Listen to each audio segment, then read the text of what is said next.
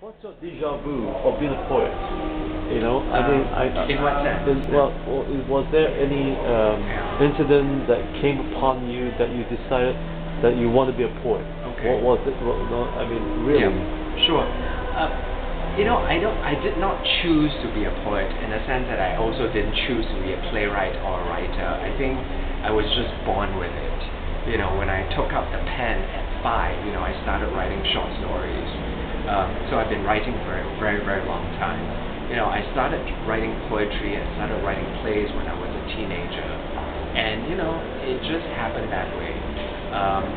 If there were a source of inspiration for me, it was, you know, the collection of Singapore, I think not just Singapore poetry, but Southeast Asian poetry called The Second Tongue, which was, I think, edited by Professor Edwin Tambu.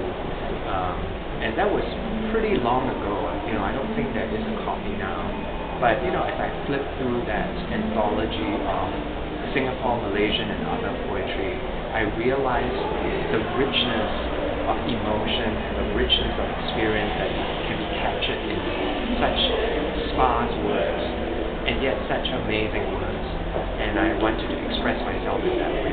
So, you know, I think that was one inspiration for me to becoming a poet.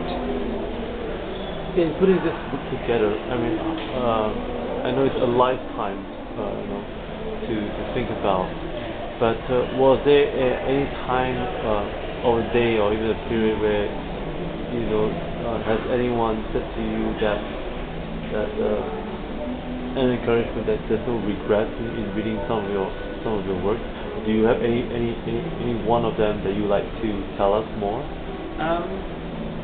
Or you could, yeah. would you remember at least one of your poems? Sure. I think the most interesting thing to tell, I mean, I can talk about every single one of my poems, but the title of the book is called Traveler's Tales and Other Poems.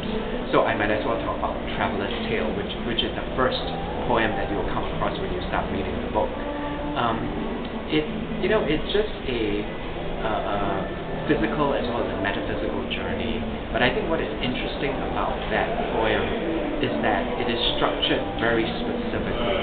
You know, so it's not just about the content, it's also about the structure of the poem. And why I mention that is it's structured in terms of the lines per stanza. It's structured in a reverse Fibonacci series, which is a mathematical series of numbers, and it's in reverse, so it's 13, 8, 5, 3, 2. And you know, a scientist or somebody who's familiar with the Fibonacci series would realize what I'm trying to do there. Oh, okay. So we thank you for meeting with us at the National Critics' Choice, and we hope to see you more often. One last thing, do you have any plans to write your second book right now? You know, I'm always writing, and whether somebody wants to publish it, that, you know, remains to be seen. So yes, I would love if somebody comes up to me and says, you know, yes, we want your next, you know, book of poetry or poems or whatever. Yeah. Well, thank you, Mr. Damon Chua, and have a great week ahead. And until then, we'll see you at the Singapore Writers Festival. Thank you, Robin.